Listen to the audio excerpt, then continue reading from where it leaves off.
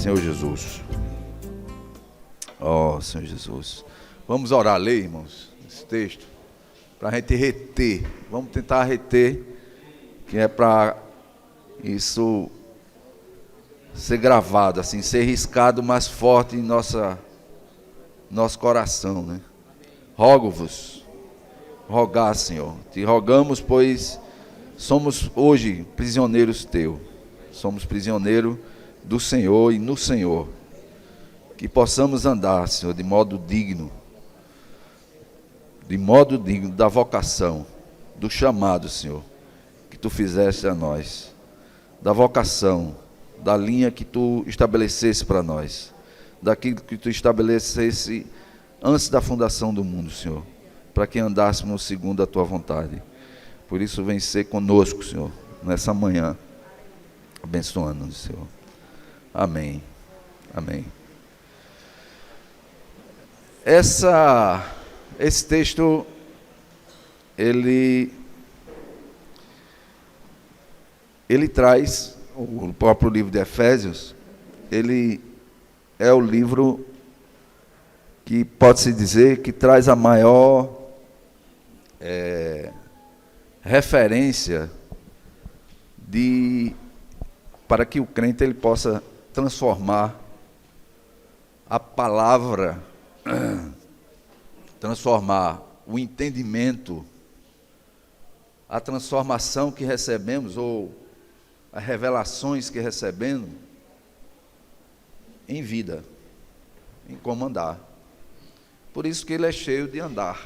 Ele vai falar que a gente deve andar. Andar porque a gente tende a receber e ficar parado.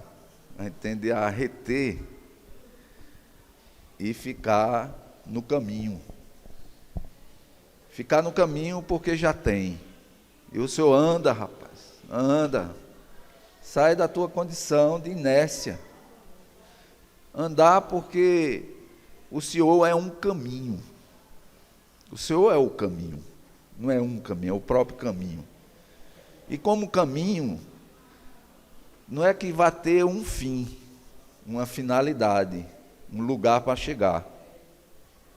Mas ele é o próprio caminho, a gente já está no caminho. E esse caminho é maravilhoso, é o próprio Cristo.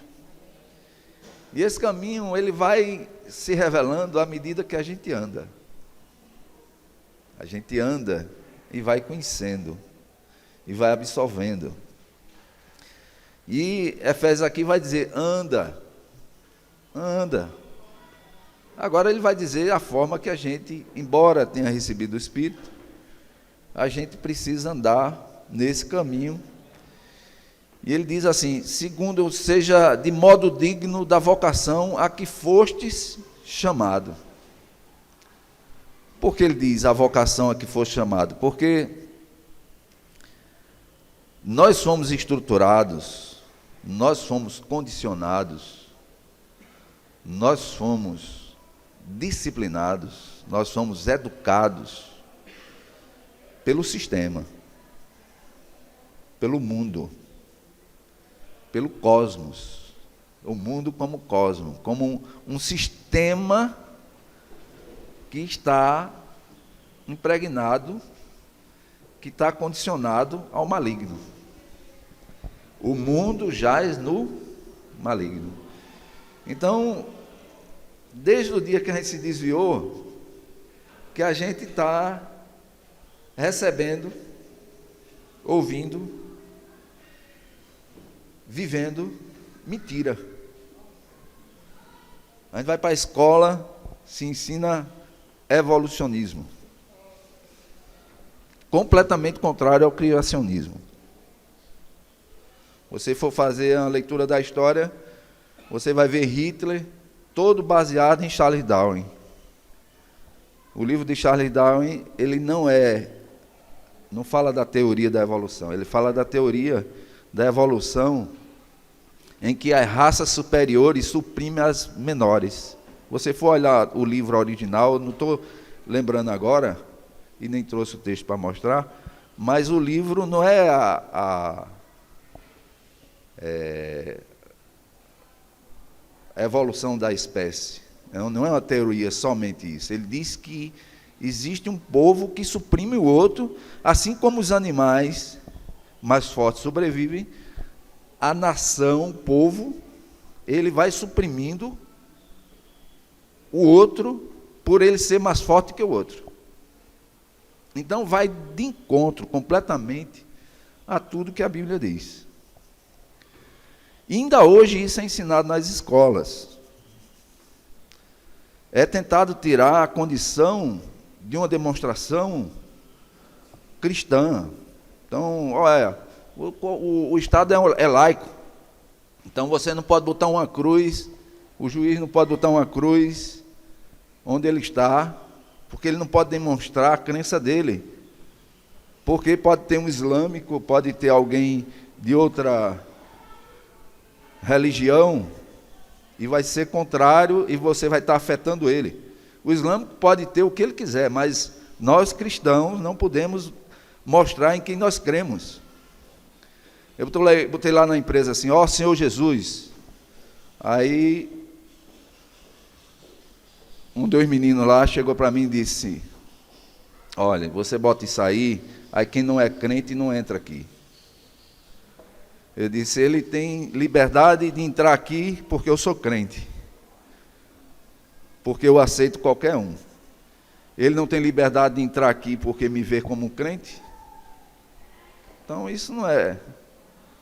Eu não quero conquistá-lo, simplesmente ele tem que ser aberto o suficiente para me aceitar.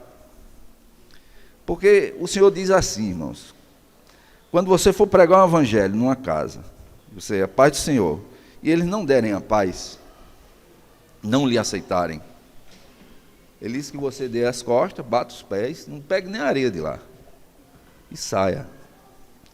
Ele diz, se alguém for na sua porta, e for pregar um evangelho, for pregar uma boa nova, que não seja Jesus, ele diz que eu não receba. E hoje está havendo uma confusão muito grande com relação aos islâmicos entrando na América Latina, no mundo inteiro. E alguns pastores estão dizendo assim, olha a oportunidade de você pregar o evangelho. Mas será que eles ouvem o evangelho quando ele vem pregar na minha porta? Quando um testemunha de Jeová bate na sua porta, e ele quer pregar o evangelho, será que você vai entrar no embate com ele? Porque o que o Senhor está dizendo é que quando a pessoa tem uma intenção, ele diz que não adianta você entrar que vai ter um atrito. Por isso que é paz. O princípio é a paz. A paz é que pode levar a algum entendimento. A paz, para você alcançar o coração, você primeiro tem que alcançar o entendimento da pessoa. Não adianta você tentar atingir o coração sem atingir o entendimento. Porque se uma pessoa não gosta de você, se você ou você não gosta de uma pessoa, você precisa procurar ver na pessoa o lado positivo dela. Você precisa quebrar tudo aquilo que a sua mente, você precisa saber qual a origem dela, por que ela fez aquilo, por que ela é daquele jeito, que culpa ela tem. Muitas vezes você culpa seu pai por ser de um jeito. Meu pai é assim, assim, assim. E aí você não sabe o que é que seu pai sofreu do pai. E aí você lança a culpa nele e responsabiliza ele, sem entender a sua origem. Mas quando você estuda aí a origem, aí ele vai atingir seu coração. Porque precisa passar pelo entendimento. E tudo o que o Senhor vem mostrando a nós, através da palavra, transformai-vos pela renovação do vosso entendimento, da vossa mente.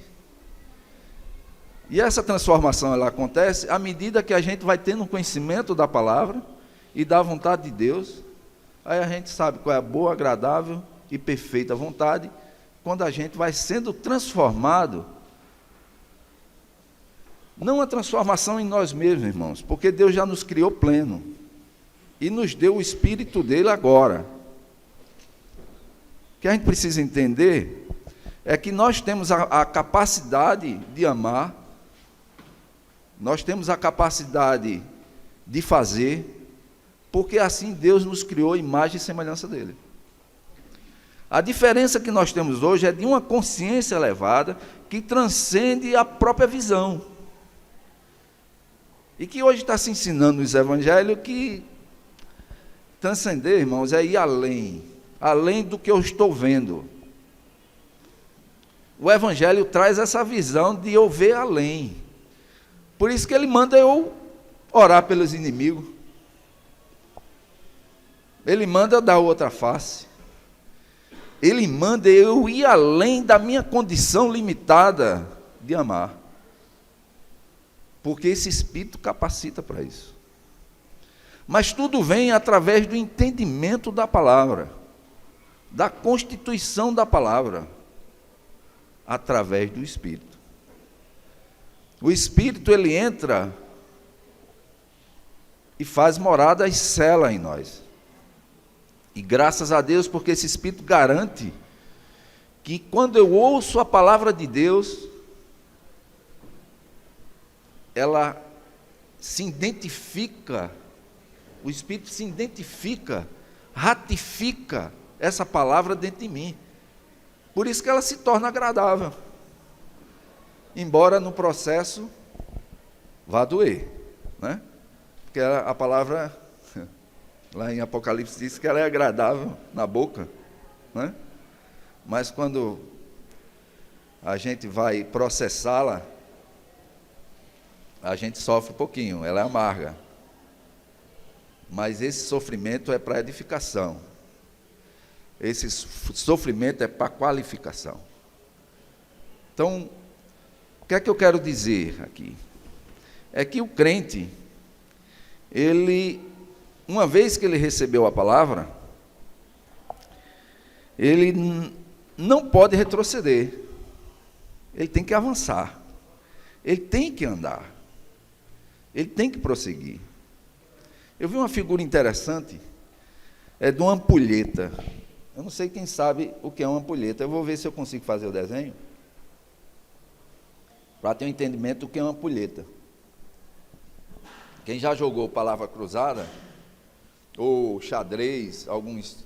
Tem um relógiozinho que o cara bate, né? Mas antigamente eles tinham uma ampulheta, que é é o relógio de areia. Ele é assim.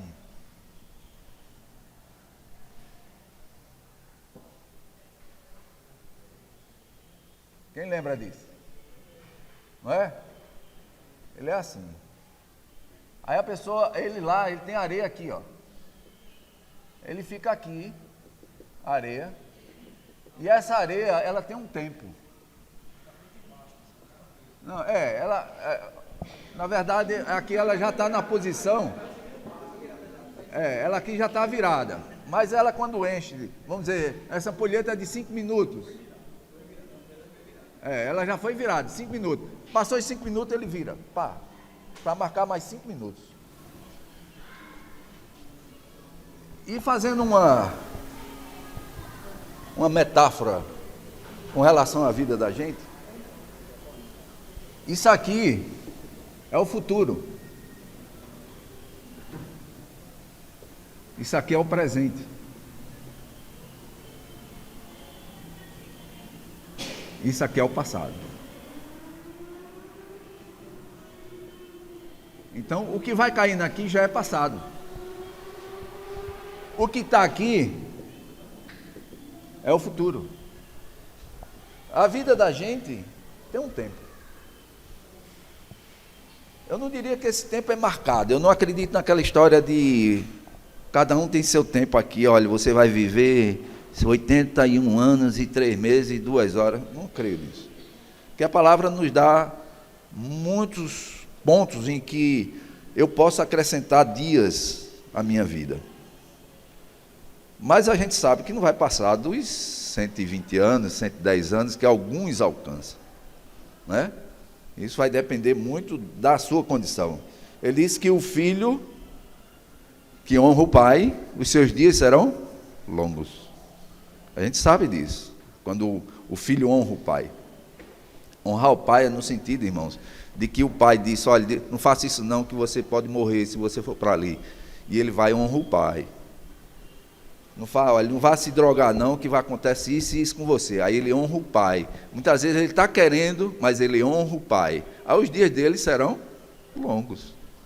Porque o pai já passou por aquilo.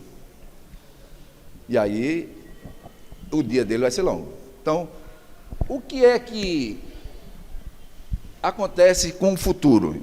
O futuro ele pode influenciar. O futuro ele não existe. Mas ele pode influenciar o aqui e agora.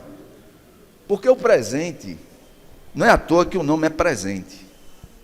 Deus nos deu um presente.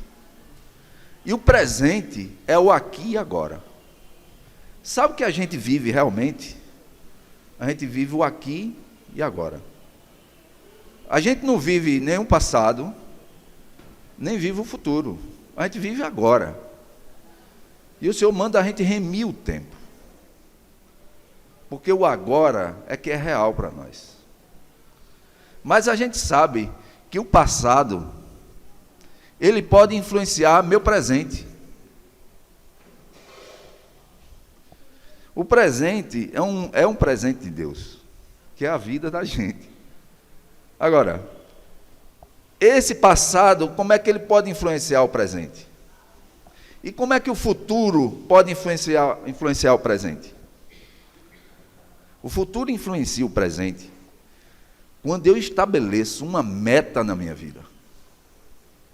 Quando você não tem meta, quando você não estabelece nada para você, você fica como um drogado, que fica sem futuro. Ele não vê perspectiva no futuro. Ele quer viver aquele presente da droga, mas não pensa no futuro de forma nenhuma. Ele não vê futuro nele. O drogado, ele tem essa carência de ver o futuro. E nós, muitas vezes, estamos deixando de ver o futuro. Porque, por exemplo, se eu disser assim, vou fazer uma viagem.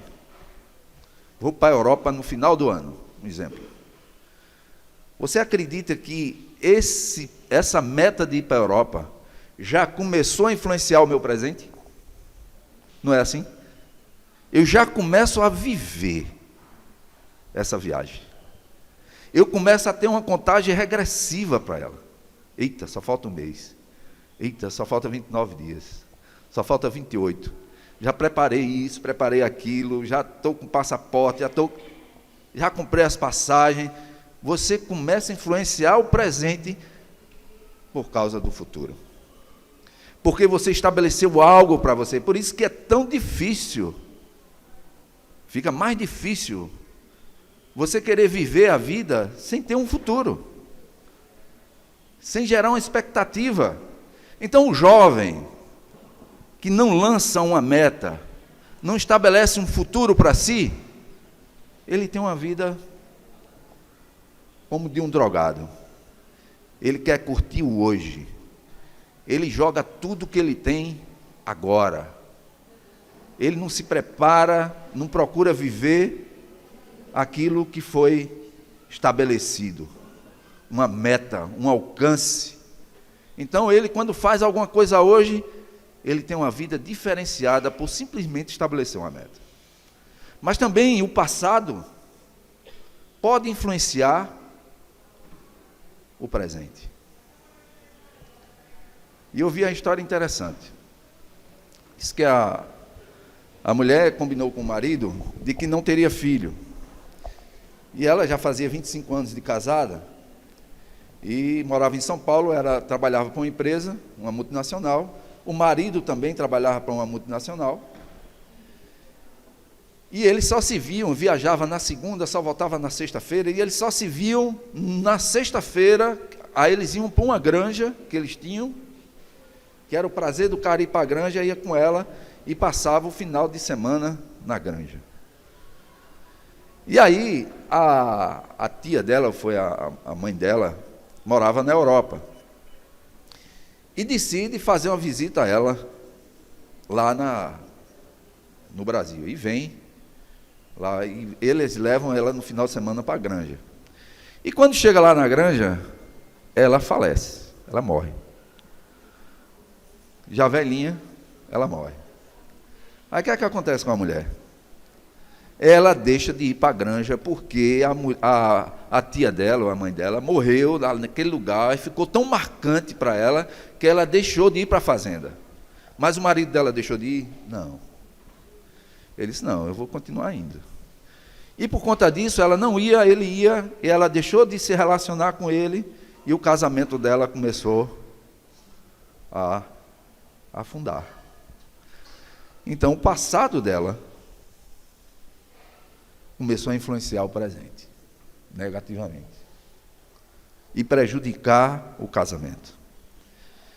E aí, ela foi pedir um aconselhamento.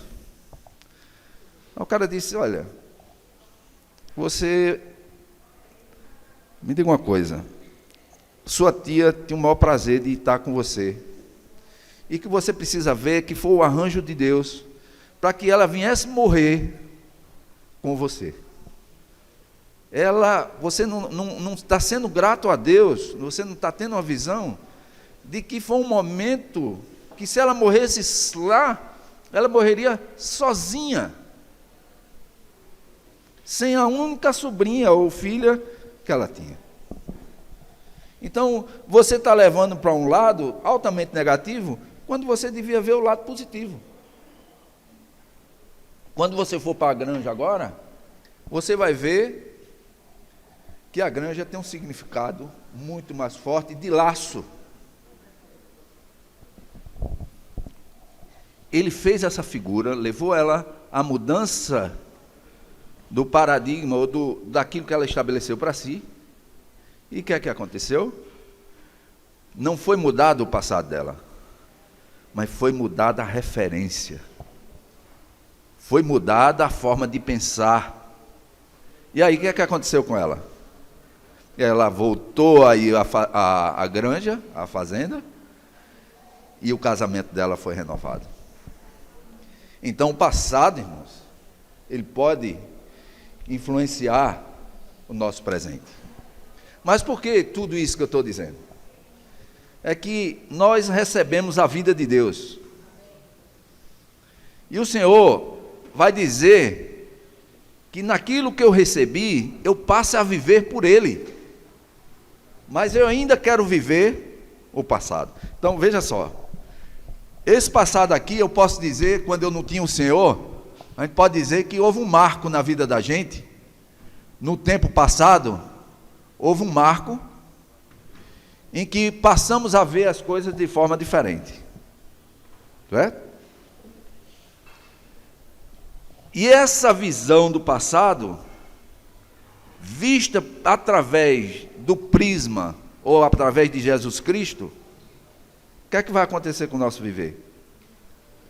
Vai ser um viver liberto de um passado que aparentemente era mau.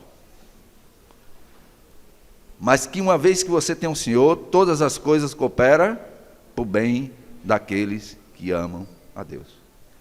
Então, tudo que lhe ocorre hoje, por incrível que pareça, até uma morte de um parente, de alguma forma, ele contribui com a sua edificação. E a gente vai entender isso quando estiver plenamente com o Senhor.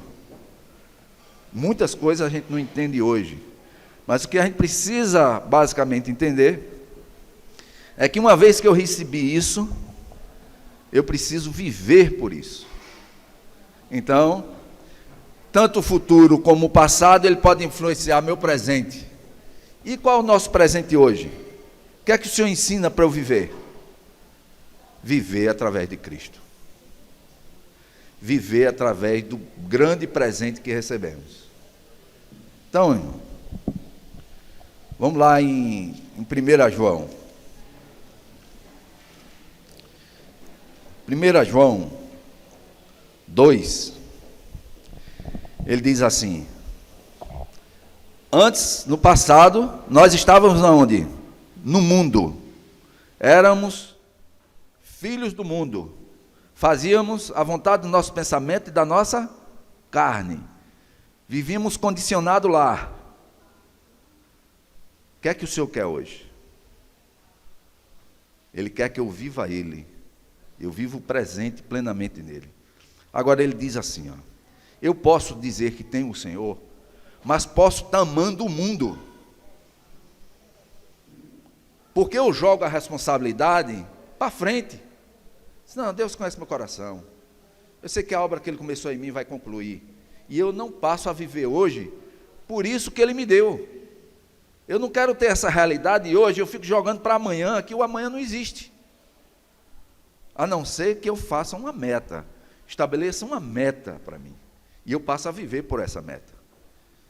E hoje essas metas, esse futuro, para o crente, é meio difícil você querer, como o Nery estava falando aqui antes, você estabelecer riqueza para a sua vida lá na frente. Que riqueza você quer estabelecer para frente para você? Qual é a riqueza que Jesus quer se acrescentar a nós? É dinheiro? Isso é uma consequência, irmãos. A gente vê lá em Timóteo, 2 Timóteo, o Senhor dizendo que os ricos desse século, que ele seja rico de boa hora, que ele dê testemunho, não quer dizer que a pessoa não tenha, não. Ele pode ter. Mas ele tem para quê? Ele tem para favorecer os outros? Ele tem para estabelecer a equidade? Ou ele tem para o seu desfrute? A gente precisa ter essa visão ampliada. Para também não entrar naquela história de que eu vou ser pobre e vou estar fazendo a vontade de Deus. Pobreza é de espírito. Pobreza de saber-se necessitados do Senhor para ser preenchido dele todo o tempo. Então, vê só o texto como diz: não ameis o mundo, nem as coisas que há no mundo.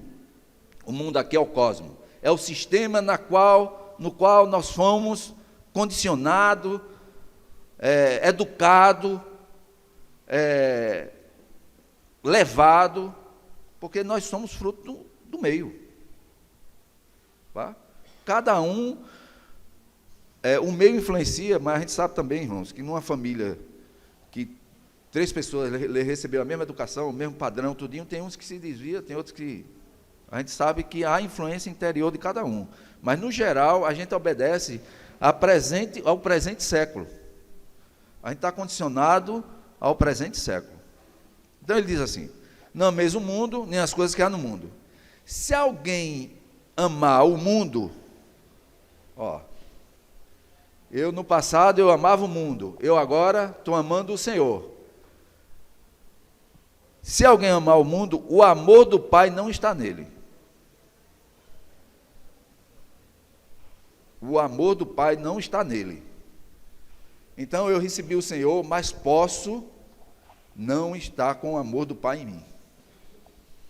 Embora Cristo, o Espírito já esteja em mim, mas eu posso não estar exercitando esse amor. O que é o amor, irmão? É a expressão, não é? Que é o Espírito, é a expressão de Deus na carne. Amor, eu preciso, quando é que eu amo? Quando eu expresso esse Cristo que está em mim. Que aí eu estou sem pecado. Porque o simples cumprimento do amor diz que quem ama não peca. Por quê? Porque o amor perde qualquer interesse em si mesmo. No egocentrismo. No egoísmo. Então o amor é aquele que se doa. Então, aí ele disse: porque tudo que há no mundo, na Bíblia, a King James, ela diz assim, ela dá 2 pontos aqui. Ele vai resumir. Pronto, hoje a gente vai saber o que é que há no mundo que o Senhor quer que a gente não ame. Tudo que há no mundo, 2 pontos. Com concupiscência da carne, concupiscência dos olhos e a soberba da vida. Isso é que há no mundo. Sabe o que é que está remetendo?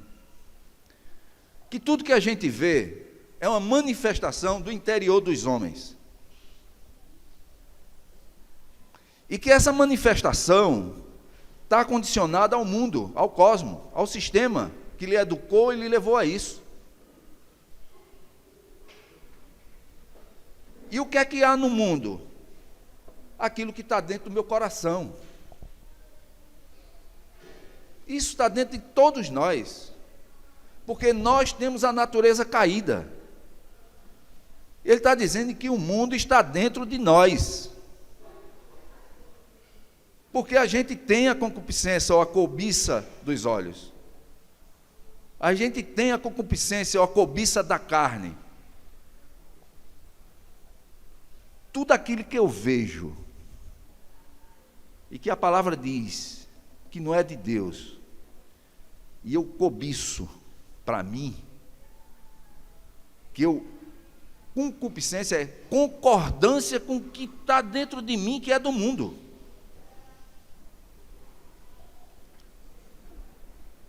Eu tenho minha mulher, desejei minha mulher, cobicei minha mulher, certo? Mas estabeleci uma aliança com ela.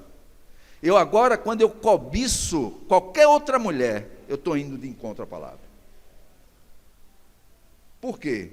Porque a cobiça dos olhos, irmãos, para o homem sabe como ele é, porque a gente é atraído pela aparência, pela beleza, pela estrutura, que foi estabelecido pela cultura como beleza, e que foi introduzido em nós, e que a gente tem atração.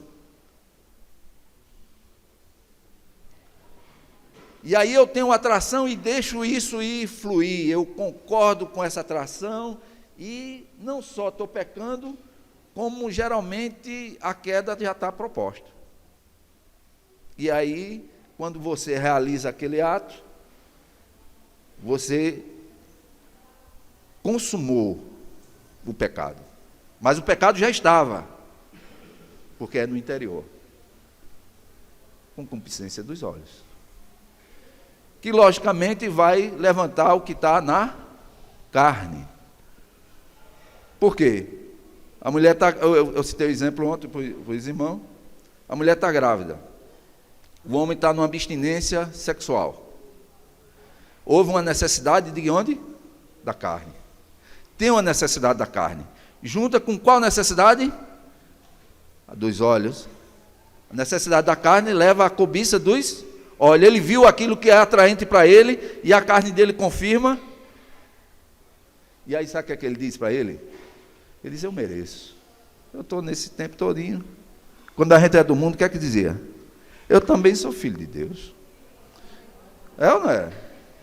Final de semana, eu também sou filho de Deus, eu preciso ter meu intervalo. Até da família o cara dizia que queria ter um intervalo. Aí leva a concupiscência dos olhos, concupiscência da carne e a soberba da vida. Que eu mereço. Eu também sou filho de Deus. A gente tem Deus como suporte para as nossas. Quantos caras dizem assim, vai assaltar, ele diz, graças a Deus deu tudo certo. Né? Atribui a Deus o assalto. Tem um amigo meu que vinha de Guarabira, tem empresa em Guarabira, ele casado, aí ele, mas Messias, tu não sabe o que Deus fez, botou 2 gatinhas no caminho. 2 gatinhas no caminho. E atribui a Deus. Porque a gente dá essa misturada aí, porque diz que Deus é para a gente. A gente não é para Deus. O que é que está fora, irmãos? É o que está aqui dentro. Por isso que amar o mundo é amar a própria existência fora de Deus. Porque na queda lá, a mulher foi comer para se tornar como Deus. E Deus disse, você já é imagem e semelhança minha. Você só tem que me desfrutar, você não precisa mais de nada. Mas aí, quando a pessoa entra nessa esfera, primeira coisa que ela descobre, sabe o que é? Suas necessidades. Eu estou nu. Eu precisava comer daquela árvore, não precisava. Porque a gente cria necessidade para nós. E o Senhor só nos dá o necessário, irmãos, para que a gente não se desvie, principalmente a gente que recebeu o Senhor. O mundo não. O mundo entra, o Senhor até manda o espírito de erro, para que vê se o cara se converte, se volta. Mas aí ele diz assim, ó. Eita, caiu aqui. Tudo que há no mundo, a concupiscência da carne, a concupiscência dos olhos e a soberba da vida, não procede do Pai, mas procede do mundo. Procede do mundo. Procede do sistema. O que é que procede do Pai, irmãos? A palavra, como estrutura para nós. O que é que procede do Pai? Tudo que foi criado por Ele procede dEle. A gente dá louvor a Ele por todas as coisas criadas. Primeiro aspecto que o Senhor diz, olha, os homens se tornam indesculpáveis por não reconhecer Deus nas coisas criadas. Ele não tem desculpa para não reconhecer Deus. Agora, para receber Cristo, ele precisa ter um novo nascimento. Ele precisa se entender que é insuficiente. Que ele precisa de algo para ser feliz. E que só o Senhor pode ser esse algo. Porque quando Deus disse assim, lá em Mateus 16, que diz, tu está cogitando as coisas do homem, sai para trás, Satanás, porque tu não cogita as coisas de Deus, mas do homem. Porque o homem, na sua independência, cogita coisas só para si. E Deus queria no homem uma comunhão. Ele queria um relacionamento, mas o homem não quer um relacionamento. Ele cogita as coisas para si. Se Jesus Cristo estivesse hoje por aqui, irmãos, do jeito que as igrejas evangélicas estão, sabe o que ia haver? Ele dissesse, eu vou ter que morrer. O pessoal disse, não, vamos levantar um louvor, vamos levantar uma vigília, vamos orar, porque isso não vai acontecer não. Porque a gente não entendeu ainda que o Senhor nos chamou para morrer por Ele. Por isso que a gente vive o tempo todo, qualquer doencinha, qualquer coisinha, a gente não vê a glória de Deus, a gente fica, Senhor, me liberta, Senhor... Não estou dizendo que a gente não vai orar por isso, mas muitas vezes a gente está se colocando como se essas coisas não fossem de Deus. E Deus veio com esse propósito. Jesus veio com esse propósito. Mas se Jesus viesse hoje, a gente ia fazer um clamor para que ele não morresse. E ele deixaria de cumprir o papel dele de salvação. E aí ele está dizendo a nós que também nós precisamos ter o mesmo papel de salvação. Por isso que você vê muitos que vão a um avanço desse, vai para o povo árabe lá e é degolado. O Senhor deixa. Qual é a oração de um cara daquele? Senhor, cadê tu? Será que era assim? Senhor, cadê tu? Tu vai me deixar morrer aqui, Senhor? Não acredito, eu vim para cá e tu vai me deixar morrer. Será que essa é a oração? Ou será que ele está entregue para cumprir a vontade de Deus? A gente ainda não entendeu qual é a vontade de Deus para a vida da gente. A gente não entendeu que a nossa vida agora é para Deus. Irmãos, quando eu vejo de Tessalônica falar com Paulo, porque o pessoal se convertia e estava morrendo, imagine se isso fosse aqui hoje. Todo mundo ia correr. Que coisa aquela igreja lá, todo mundo que vai para lá morre. Já pensou nisso? Todo mundo que entrou aí nessa igreja aí, nessa seita aí, está tudo morrendo. Aí eles pedem um consolo a Paulo, Paulo diz, não, rapaz, se preocupe não, que os mortos não ressuscitarão, os mortos não ressuscitarão antes de vocês, se preocupe não, que, dada a voz do anjo, os mortos ressuscitarão e subirão juntamente, tudo junto. Quer dizer, ele está dizendo, olha, todo mundo vai chegar igual lá, na glória todo mundo vai chegar igual. Ele dizendo que não, o problema não é morrer, o problema é como a gente vive. Porque a gente não tem mais dias. Olha, o dia de ontem é menos um dia na vida da gente. Ou é mais um dia na vida da gente? É menos um dia. A gente está tendo menos um dia na vida da gente, cada dia que passa.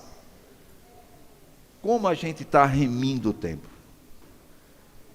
Como a gente está vendo o tempo? Está preocupado e agarrado às coisas do passado, sem considerar a ação de Deus na sua vida?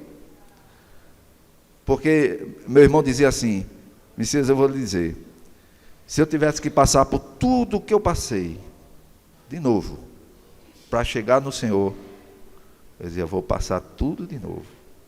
Se a condição fosse essa, para que eu visse o Senhor, queria passar tudo de novo por tudo, porque alcancei, achou o caminho. Mas a gente está achando ainda que a vida da gente aqui tem que ser muito livre de qualquer problema. A fé que foi nos dada, irmão, é para que a gente suporte todas as circunstâncias da vida. Todas. A fé é para a gente suportar. A fé não é para a gente alcançar coisas.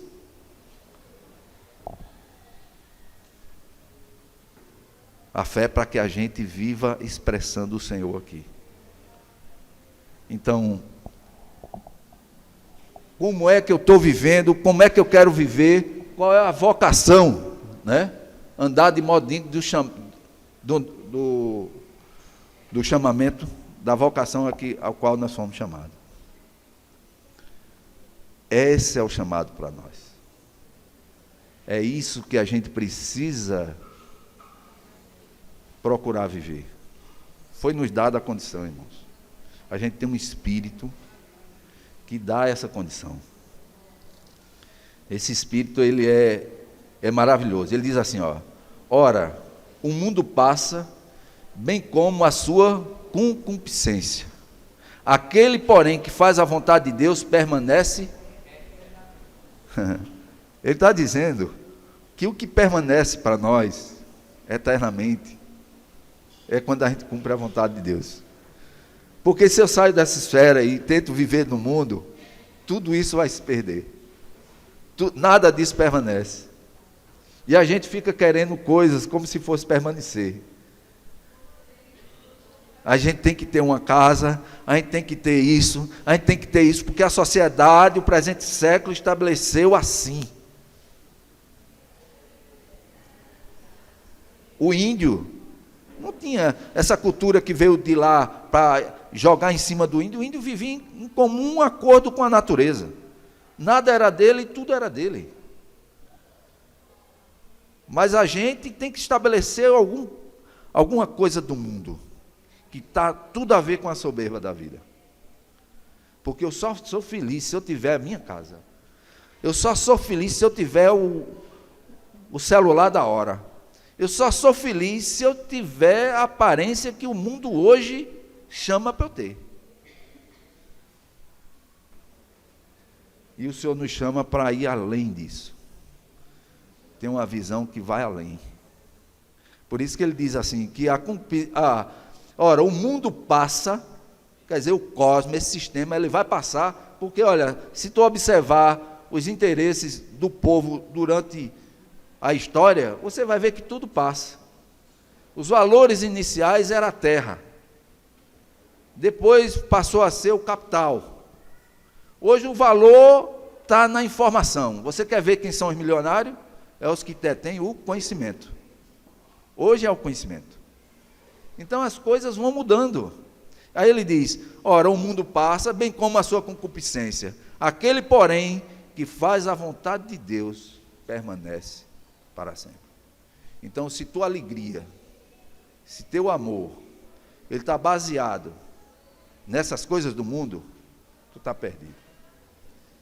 Mas se estiver baseado no Senhor, na vontade de Deus, vai permanecer para sempre. É isso que eu queria tocar para os irmãos, né? Jesus é o Senhor, irmãos. Amém. Como é que vai ser?